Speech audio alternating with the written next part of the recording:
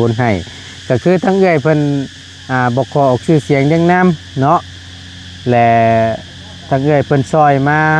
400หลอนพี่น้องบ่ตูนเอาเป็นเงินกีบได้อยู่8 ล้านกับ400,000เนาะเพราะว่า100ได้อยู่แท้จริงมันมอดออกที่8,400,000นะพี่น้องเพราะว่า100นั่น100หลอนนั่นมันสิไล่อยู่2 ล้านกับ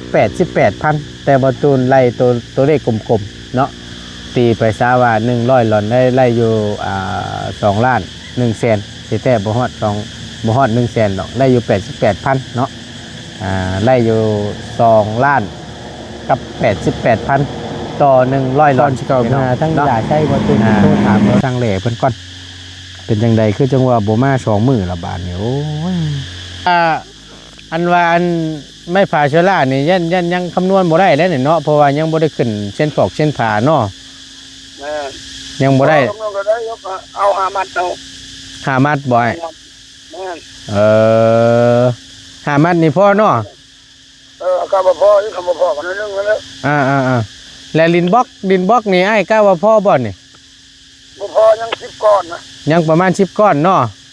ยัง10 ก้อนวันยังเขาสิได้อันชื่อมาไว้ให้หั่นนะยันว่าถ้าจะอันก่อนเจ้าสิลงไปสวรรค์เขต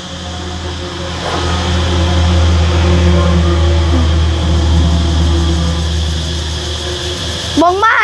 ทั้งละเบ้าก็มีข่าวดีมาแจ้งยิ้มไปเปื่อยอยู่เอานั่งลงก่อนบาดนี่มาคือจังซี่เด้อทั้งละเบ้าสิบอกเด้อ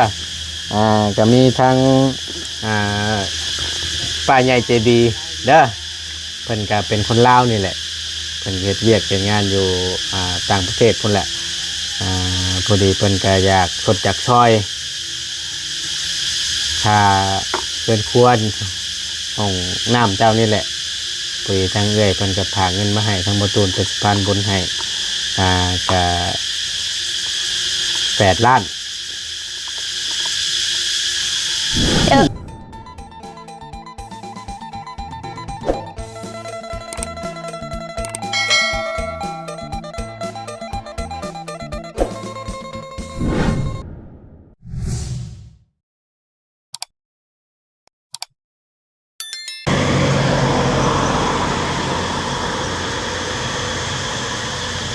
มาฮอดพี่ก็แสดงว่าพลนี่ก็ตกแห้งพอสมควรนี่พี่น้องเนาะถือว่าไปทั่วถึงอยู่เพราะว่าทั้งประตูออกมาจากบ้านน้องคำเพิ่นพี่น้องเนาะออกมาจากหันมาหาทางน้องไซมาฮอดพี่กับพลนี่กระนำลงถือว่าแห้งพอสมควรเนาะเอาพอดีทั้งประตูเข้ามารอบนี้พี่น้องไงกะแน่นอนละเนาะกะมีข่าวดีสิมาแจ้งทาง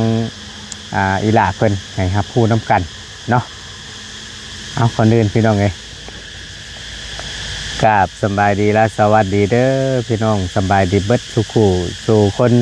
บอยซีอยู่ในและกระต่างประเทศก็ยินดีต้อนรับเข้าสู่ช่องประธานป้องชาแนลคือเก่าคือเดิมเด้อพี่น้องเด้อเนาะเพิ่มเติมมาเมื่อนี้พร้อมกับฝนฟ้าอากาศเนาะตกกระนำลงมาว่าสันป้าโตถ้าว่าคืออยู่ทั้งบ้านเนี่ยแม่นออกได้นี่พี่น้องแต่ว่าอยู่ทั้งพี่เนี่ยบุเห็นอยากหาย่างเนี่ยนี่ถ้าว่าคบเขียนนี่พอมีว่าสันแต่ว่าคืออยู่ทั้งบ้านนี่ไปหาอยู่ทั้งป่าทั้งลงนี่พอได้กินพี่น้องไงฟ้าลงฝนตกแล้วนี่เนาะแต่ทางบ้านบุฮู้ว่าสิตกอยู่บ่หรือว่าจังใดพี่น้องทางฝั่งไทยกับพี่น้องเพิ่นก็ว่าอยู่แถวหนองคายอยู่แถวทั้งนี้ยังบ่ตกเด้อบ่ตูนเด้อว่าซั่นฮ้อนแท้ๆว่าซั่นเอาเดี๋ยวมันก็ไปฮอดจอดถึงพี่น้องเอ้ยนับมื้อแหละหม้อจ้อจั่นเข้ามาแหละเนาะเดือน5เดือน6อีกบ่กี่มื้อนี่ก็แม่นมีงานได้พี่น้องอยู่ทางบ้านบ่ตูนเนาะอยู่บ้านโคกใหญ่พี่น้องก็คือเป็นงานบุญประจำปีบุญใหญ่เนาะ บุญบังไฟนี่แหละพี่น้องรู้ว่าสิมีอย่างแน่ปีนี่เดี๋ยวรอเบิ่งรอชมน้ำกันเนาะเพราะว่าเพิ่นจัดงานปีนี้พี่น้องบูว่าบังไฟนี่สิมีจักบ้างและเดี๋ยวรอเบิ่งรอชมน้ำกันเนาะเดี๋ยวทางประตูสิหาจังหวะและเวลาถ่ายคลิปให้พี่ให้น้องได้เบิ่งได้รับชมน้ำกันเนาะพี่น้องเนาะเอาบ่อะไรใหญ่แห้งก่อนอื่นกับทางประตูกับสิมาเข้าเรื่องเลยกับบ้านนั่งล้มกันชักหน่อยนึงพ่อกันก็ประตูหน้าได้แหละลำๆนี่แหละคือจังซี่พี่น้องเนาะกับก่อนอื่นทั้งประตูกับสิมาแจ้งข่าวดีทั้งอีหล่าไส้เพิ่นก้อนพอดีว่ามีทั้งเอ้ยใหญ่เจดีเพิ่นเนาะให้ทั้งประตูเป็นสะพานบุญให้แต่ก่อนอื่นทั้งประตูก็ขอบบุญขอบคุณขอบอกขอบใจหลายๆเนาะที่ไว้เนื้อเชื่อใจทั้งน้องผู้นี้ที่ให้เป็นสะพานบุญให้ก็คือทั้งเอ้ยเพิ่นบอกขอออกชื่อเสียงเรื่องน้ำเนาะและทั้งเอ้ยเพิ่นซอยมา400หลอนพี่น้องบอตูนเอาเป็นเงินกีบได้อยู่8 ล้านกับ4 แสนเนาะเพราะว่า100ได้อยู่แท้จริงมันมอดออกที่8 ล้าน 4 แสนนะพี่น้องเพราะว่า100นั่น100หลอนนั่นมันสิไล่อยู่2 ล้านกับ88,000แต่บอตูนไล่ตัวเลขกลมๆเนาะตีไปซะว่า100หลอนได้ไล่อยู่2 ล้าน1 แสนสิแท้บ่ฮอด1 แสนดอกไล่อยู่88,000เนาะไล่อยู่2 ล้านกับ 88,000 ต่อ100หลอนพี่น้องเนาะบอตูนก็ได้ไล่ให้ง่ายๆพี่น้องเป็นตัวเลขกลมๆเนาะเอาเดี๋ยวทั้งบอตูนสิบริหารดำเนินการเรื่องไม่พาเชล่าบ่หรือว่านู่นนี่นั่นบ่หลังคาถ้าว่าในส่วนใดที่มันบ่พอประตูนก็สิเอาเงินจำนวนนี่แหละซื้อเนาะ8 ล้าน 4 แสนกีบพี่น้องไงเนาะเอาก็แจ้งให้ครับผู้น้ำกันทั้งเอื้อยใหญ่เพิ่นนี่ก็บ่ขอออกชื่อเสียงเรื่องน้ำทั้งเอื้อยเพิ่นก็เป็นคนลาวนี่แหละพี่น้องไงเอื้อยท่านเก่าท่านเดิมที่สมทบค่าสร้างเนาะค่าสร้างในรอบก่อนนั่นแหละพี่น้องรอบนี้ทั้งเอ้ยเพิ่นกับฝากมาทั้งประตูนซื้ออุปกรณ์เกี่ยวกับห้องครัวเฮือนน้องไส้เพิ่นเนาะบ่ฮู้ว่าสิยังมองไหนแน่พี่น้องเอ้ย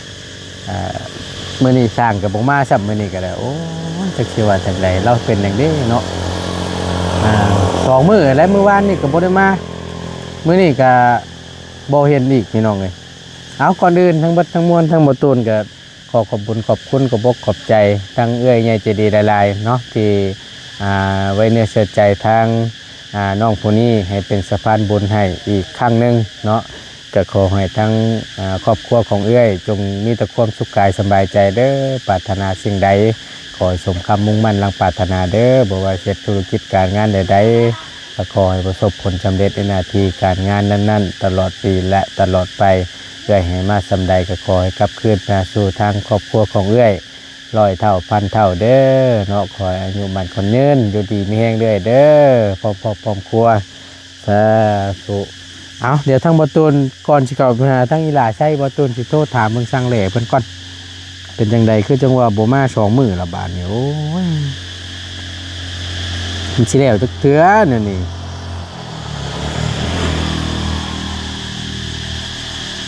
สร้างแหล่เซโปนเมื่อวานนี่ก็บ่เห็นมื้อนี้ก็บ่เห็นมันก็แล้วแหล้วตูนสิลองโทรถามมันกัน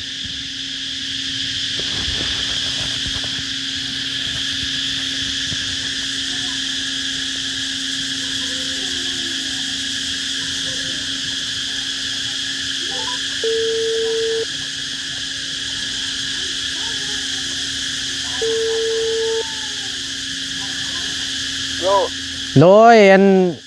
ช่างแหล่อันบ่ได้มาเฮ็ดเวียกบ่มื้อนี้ข้าจงแห้งเขาจงแห้งคนมันเนี่ยอันใดก็เอาเนี่ยข้าเวียกข้าจงแห้งเขาคนมันเนี่ยข้าออกส่งแห้งกันแม่จงแห้งเขามื้อได้แล้วน่ะมื้อ มื้ออื่นเลยมาเฮ็ดบ่ยังมื้อนี้ชงมื้อนี้ก็ยังอีกเนาะยังมือขึ้นไปอ๋อมื้ออื่นอีกมื้อหนึงมื้อฮื้อนี่แม่นมาเนาะมาแล้วเอกำลังเนาะก็เลยโจ๊กก่อนว่าติเดี๋ยววันจะเป็นยังมาแล้วพอดีบ่เห็นไฟหน้าก็ได้ว่าเป็นหยังเด้ว่าอันบ่สำบายบ่หรือว่าจังใดว่าน่ะบ่ก็เรียกนั้นองแหงเขานั่นแหละค่าส่งแหงยังบ่แล้วอยู่เนาะยังบ่แล้วมื้ออื่นก็ยังโอ้มื้ออีกมื้อนึงว่าซั่นซะพอดีว่าเฮาอันเข้ามารถบ่เห็นไฟหน้าก็ได้โทรถามเบิ่งจ้ะโดยมีแต่ว่าอันไม่ผ่าเชื้อรานี่ยังคำนวณบ่ได้แล้วนี่เนาะเพราะว่ายังบ่ได้ขึ้นเส้นฟอกเส้นผ่าเนาะยังบ่ได้เอา5 มัดเอา5 มัดบ่อย5 มัดนี่พอเนาะก็บ่พอที่คำบ่พอกันนึงแล้วแล้วดินบล็อกนี่ไอ้ก้าว่าพอบ่นี่บ่พอยัง10 ก้อนนะยังประมาณ10 ก้อนเนาะยัง10 ก้อนวันยังเขาสิได้อันชื่อมาไว้ให้หั่นนะยันว่าถ้าจ้ะอันไม่พาเชื้อรานี่ต้องการ5 มัดแม่นบ่5 มัดโอเคมัดนึงมันมี5 แผ่นเนาะโอเคไล่รวมแล้วบ่กับอันที่ว่าอยู่ในอันที่ว่าของที่เพิ่นเดือนน่ะใช่เลยต้องการมี3 แผ่นที่นั้นมี2 แผ่น3 แผ่นที่นั้นแม่นต้องการ5 มัดน้อยเนาะโอเคเดี๋ยวเฮาสิถ้าว่าเจ้ายังบ่มาเบิ่นเดี๋ยวเฮาสิจัดฉันชื่อมาไว้ให้มันจังสิบ่ท่าเนาะจ้ะตะปอกตะปูหั่นน่ะเนาะตะปู8มีแล้วกินนึงตะปู8เนาะชื่อเลยเด้อกินนึงนั่นแกชื่อแล้วบ่มันเขาชื่อแล้วยังตะปูซี่นั่นยังบ่ได้ตะปูซี่บ่ยังบ่มีตะปูซี่นี่เอาเท่าไหร่น่ะเอาแบบมันก็บ่ลอยหรอกมันบ่เก็ดนึงเลยนะแก๊สนึงใช่บ่บ่หมดดอกกินนึงก็บ่หมดนะ4 โลนี่นะตะปูซี่นี่ไว้ตอกอันผ่านี่บ่แม่นผ่าสิล่ะโอเคซั่นหามัดน้อยเนาะเจ้าขอบใจเด้อเดี๋ยวเฮาสิจัดฉันมาไว้ให้เด้อดินบล็อก10 ก้อนเนาะโอเคขอบใจเจ้าโดยเอายังคาเอาแห้งกันอยู่ว่าสันพี่น้องเลยก็คือหากันนี่แหละคนมันคนตอกเนาะ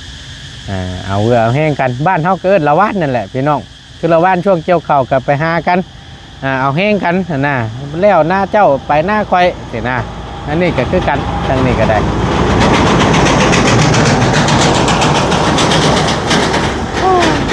เป็นดิ่งลูกเสียงกับเสียงในเด้อพี่น้องเด้อเนาะเอาพอดีแล้วทั้งประตูหู้แล้วเดี๋ยวสิจัดฉันเวลาสร้างเครื่องมาไว้ให้ก่อนเราสิลงมือเฮ็ดมือทำนี่ก็ได้เนาะเพราะว่าไม้พาเชื้อรานี่ต้องการโย5 มัดหนึ่งนี่มี5 แผ่น2 มัด10 แผ่น4 มัดนี่20 แผ่นประมาณ25 แผ่นหนึ่งตกอยู่110,000เอาเดี๋ยวประตูสิจัดสรรมาไว้ให้พร้อมกับดินบล็อกเนาะขาดอยู่10 ก้อนเราเดี๋ยวประตูสิจัดแจงมาไว้ให้เลยพี่น้องเลยยันมันเสียเวลาเพิ่นมาอะไรเพิ่นครบไม่ครบยังเลยเพิ่นขึ้นโค้งขึ้นยังเลยก็จังลุยต่อเลยบาทนี่เนาะไปนั่งพ่อหน้ากับประตูหน้าได้ลำนี่ก็หล่นพอสมควรเลยเดี๋ยวเข้าไปหาทั้งอีหล่าเพิ่นก่อนเนาะพี่น้องเนาะอยู่ทางในเพิ่นแหละเสียงไม่จันห้องยัวอยู่โอ้ยพี่น้องปีนี้ยังบ่ได้กินจักโตเลยได้ปีนี้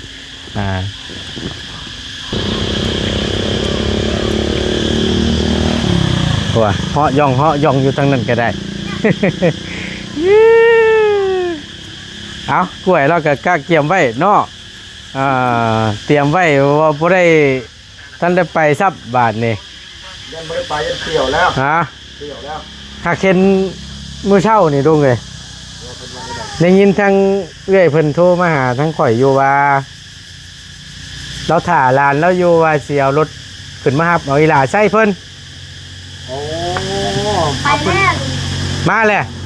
เขาเอารถชนตัวขึ้นมาเนาะ แม่นเห็นว่าได้ลุงไงโดยสบายดีลุง เห็นแล้วว่า คือกันเพราะว่าน้องลงไปเพียวเอากล้วยลงไปลายเครือที่นี่ป้าทุก ผู้สิมนุ่มตุ้มต้วยได้อเนาะ โอ้ยเด็กน้อย โมเมนต์ของค่อยได้อเนาะสบายดีล่ะมาพี่ก็ได้โดยใช้เกียมไว้ละเพิ่นมาฮอดใส่แล้ว ไม่รู้ว่าจะเชิญ ฮะ มาเข้าไปหากมาดีดี เจ้ามาแต่ใส่ล่ะ ดี ฮะ เอามาจะเรียก เจ้ามาตรงเฮียน ต่างกันว่าอันนี้เพิ่นน่ะจะขึ้นมาเลยเพิ่น อ๋อ ได้บ่ได้ หนึ่ง เพิ่นมากันจะคน พ่อจะถามกัน ที่สอง มัน ชาม ที่แล้วมันไกลกันนะ แม่นมันยากเลย เพิ่นเจตนานี่คือเพิ่นเอาเจ้าลงไปเล่นเลยสิบ่ ดู ลงไปเล่นกับเพิ่นนี่คือ ยันอยากเอาลงไปดินไปหัวไปงานแต่งหลานเล่าประจักษ์ ดู แม่นบ่ล่ะวันยังล่ะ พ่อไปเพื่อ ไปด้วยชุดไหม อันชุดนั้นระบาวอันชื่อมาให้นั่นเตรียมไปคักๆเด้อสินเชื่อนั่นเด้องามๆเด้อแต่งเบิ่งคักๆโลดนั่น เอ้ยจักสิงามหรือบ่ อ้าวก็ซ้ำเขาเป็นอะไรเนาะ เออ ที่เอาตัวชับนี่ตัวเชียมันเบิ่นอยู่กับมันเนาะพอกครีมเบิดกระปุกหมดแล้วคันแบบนั้นก็ได้ บ่เองเด้อเนาะเดี๋ยวมาโทรหาไปโน่นนี่ก่อน โอเคลุงโอเคโดยพี่น้องเอ้ยเจ้าคิดฮอดเด้อเนาะข่อยก็คิดฮอดอยู่บ่ได้เห็นเห็นหน้าเพิ่นเลยก็มันนี่น่ะ บ่ไปบ่งานแต่งบ่ ฮะ บ่ไปบ่งานแต่ง เดี๋ยวเบิ่งเวลาเบาเบิ่งจัดสรรงานอยู่นี่แหละโอเคชื่อเครื่องชื่อของนู่นนี่นั่นให้มันช่วงมันทันก่อนยันว่าทั้งช่างเพิ่นถ้าว่าทันกับไปทั้งระเบ้าก็ได้บัตรเชิญอยู่ไหน ได้บัตรเชิญเพิ่นอยู่เพิ่นหาอยู่เนาะใช้ช่างเพิ่นบ่ได้มามื้อนี้เนาะเตรียมไว้ข้างแน่เด้อเนาะเครื่องของนี่ ดู เอาสั่นก็มีแต่ว่าถ้าเพิ่นขึ้นมารับเอาหยิบไปเปื่อยอยู่ ใช้อันนี้ว่ากระเป๋าอันเสื้อผ้านะโมเมนกระเป๋าใส่เครื่องซื่อๆเสื้อผ้าบ่มีเสื้อผ้าเฮามา2-3โตซื้อ เอ้ยจอนเด้เนาะว้ายอยู่เอ้ยนับมือแล้วเสื้อผ้าเจ้าไปจักโตก็ 2-3โต 2-3โตอยู่หลายมืออยู่ชุดนะแล้วลงไปใส่อยู่บ่ สุดแล้ว เอาชุดเสื้อไม้สินไม้หันแหล้วเฮ้ย ไงก้อนจึงเอา ฮะ เอาแล้วบางที บ่แล้วก่อนเนาะ ดู พ่อเจ้าไปใส่มื้อนี่ พอไปเรียกแล้ว ไปเวียกคือเก่า ดู สบายเด้อน้องเด้อโดยไปเวียกแล้วลงเจ้าผู้เดียวเนาะ พี่เครื่องเอาพี่พูดแน่คือ ใส่เบิ่งกระเป๋าเราดิ จู นี่อันมื้อวานนี่บ่นี่น่ะ ดู แม่นบ่ ดู โอ้อ่อนแท้นี่ จึ๊บ เสือธรรมดา เปิดมา กุ้ยบ่ได้ชมกับตัวคนที่ดีเสือก็ได้ พ่อ โพดโพ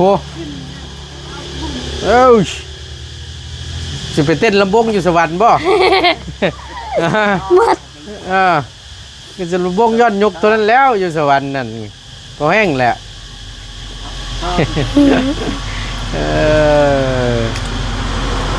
เอาบาทนี่มาพี่ก่อนมาเพิ่งพี่ก่อนจังหน่อยหนึงอันนี้ผลนั่นบ่น่ะผลตกเบิ่งหนึงนี่บ่ล่ะ ด้วยตรงที่นี่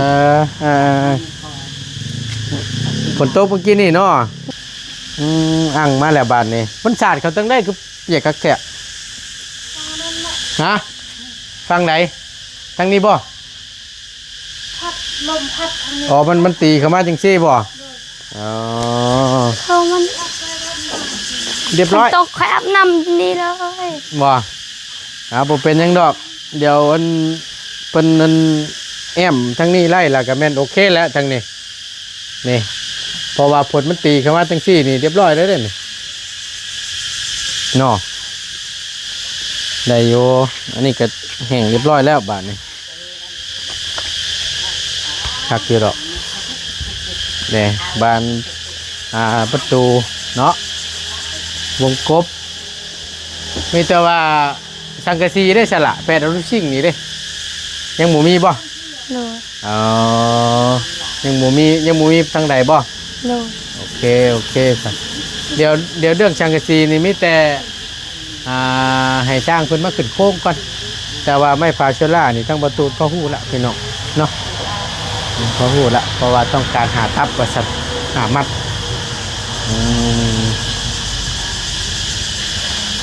กุ๊บไผ่น่ะ ก็พอ กุ๊บพ่อเจ้าทักแน่ดิเนาะกุ๊บสู่ชีวิตดีๆนี่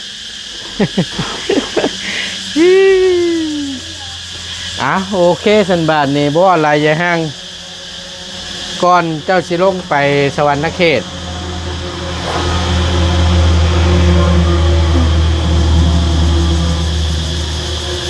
บงมา ทั้งละเบ้าก็มีข่าวดีมาแจ้ง ยิ้มเปื่อยๆอยู่เอานั่งลงก่อนบาทนี่มาคือจังซี่เด้อทั้งละเบ้าสิบอกเด้อก็มีทั้งป้าใหญ่ใจดีเด้อเพิ่นก็เป็นคนลาวนี่แหละเพิ่นเฮ็ดเวียกเป็นงานอยู่ต่างประเทศพุ่นแหละพอดีเพิ่นก็อยากสดจากซอยค่าเกินควรของน้ำเจ้านี่แหละพอดีทางเอื้อยเพิ่นก็พาเงินมาให้ทางบ่ตูนเป็นสะพานบุญให้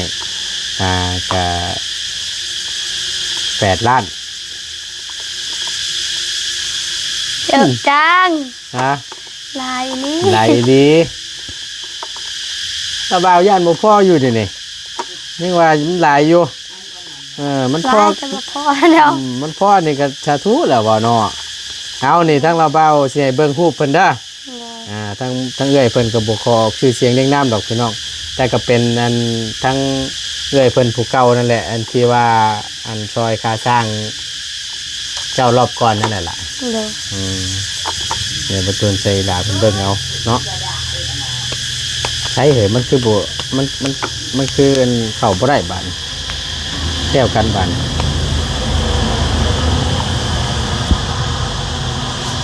มีสัญญาณบ่อนสัญญาณบ่ค่อยแห้งปานใดมีสัญญาณนี่ล่ะเข้าบ่ได้ครับหาบ่เป็นหยังมีแต่ว่าอยากให้เจ้าได้นบมือขอบคุณ นั่งอยู่คุณ นางใส่ก็ได้มามันหมดแล้วมันที่เจ๊งกันแหละเนาะแล้วก็ประตูสิไปเบิ่งเงินโทรชักโครกหันตอนนั้นบ่ได้แหละเนาะบ่เอาเนาะตัวนั้นเนาะมีแต่เอาตัวใหม่เนาะเดี๋ยวเราบ่าวสิไปเบิ่งมาให้เด้อโอเคล่ะเอ้ยเอาว่านบมือขอบคุณขอบใจให้ทั้งแม่ป้าใหญ่ใจดีนี่เด้อให้เพิ่นอยู่ดีมีแห้งล่ะเอ้ยที่เพิ่นมีน้ำจิตน้ำใจสดช่อยเจ้ามาในครั้งนี้เอาเว้าผ่านนี่ล่ะนั่ง ขอบคุณเด้อทางแม่ป้าใหญ่ใจดี ขอให้อยู่ดีมีแห้งความเจ็บบ่ให้ได้ความไข้บ่ให้มีเด้อขอให้ลำรวยสุขกายสบายใจสุขภาพร่างกายแข็งแรง แม้จะเฮ็ดธุรกิจการงานใดๆก็ขอให้ประสบความสำเร็จในหน้าที่การงานและการเงินเด้ออายุมันขวัญยืนเฮงๆปังๆลำๆรวยๆเด้อแม้จะเฮ็ดธุรกิจการงานใดๆ สา เงินที่ป้าใหญ่ใจดีที่จัดซอยมาทางหยังก็เพิ่นซอยมาฮะ ช่วยมานี่แล้วช่วยเฮ็ดเรือนครัวห้องน้ำเจ้านี่แหละ ขอให้กับคืนหอยเท่าพันเท่าเด้ออันที่สำคัญก็ขอบบุญขอบคุณทางประตูน้ำเด้อที่มาเป็นสะพานบุญให้ก็ขอบบุญขอบคุณ FC บ่สุขุสุคนที่เอ็นดูน้องไฟเด้อ สาธุเอาไปใส่มาใส่ก็ให้เดินทางปลอดภัยให้ไปเที่ยวม่วนๆเด้อถ้ามีโอกาสและมีเวลาแล้วก็เข้าไปลิ้นบุญบังไฟบุญใหญ่อยู่บ้านละบ่าวเด้อวันที่29นี่30นี่เด้อ สิการฮับเฮาอยู่บ่ มีอยู่หรอกเกลือกับเจียวนั่นน่ะให้จ้ำนั่นน่ะได้อยู่หรอก เนาะเอาเพิ่นมาฮอดใจในแล้วนั่นได้โทรถามเพิ่นอยู่บ่ยังอยู่เดี๋ยวเพิ่นขึ้นมาฮอดเดี๋ยวเพิ่นสิโทรหาสิบ่โอเคสั่นไปบัดนี้ทางละบ่าวสิไปเบียกต่อก่อนบัดนี้เด้อดีใจน้ำหลายๆเด้อเดี๋ยวเราว่าสิจัดสรรเวลาได้ซื้อเครื่องซื้อของมาไว้ให้ทั้งสร้างเพิ่นก่อนเดี๋ยวมันสิบ่ทันฟ้าลงฝนตกมานี่พอแห้งแล้วนี่น่ะมันสิยากอีกไปบัดนี้ว่าไปก่อนเด้อหลานเด้อสำบายดีป้าลุงก่อนนางโดยสำบายดีกล้าเกียมไว้เด้อถ่าเพิ่นเด้อโอเคพี่น้องเอ้ยไปทางประตูนก็สิได้ตำลาแล้วขอจบคลิปลงไว้เพียงจำนี้ก่อนเนาะก่อนอื่นทางประตูนก็ใต้คลิปนี้ก็ขอขอบบุญขอบคุณขอบอกขอบใจทั้งเยอะใหญ่ใจดีหลายๆเด้อที่มีน้ำจิตน้ำใจสดช่อยเนาะทางครอบครัวของน้องชายเพิ่นทำความฝันให้เป็นจริงเนาะก็อยากให้มันเสร็จสมบูรณ์แบบกับเหมือนกับครอบครัวทั่วๆไป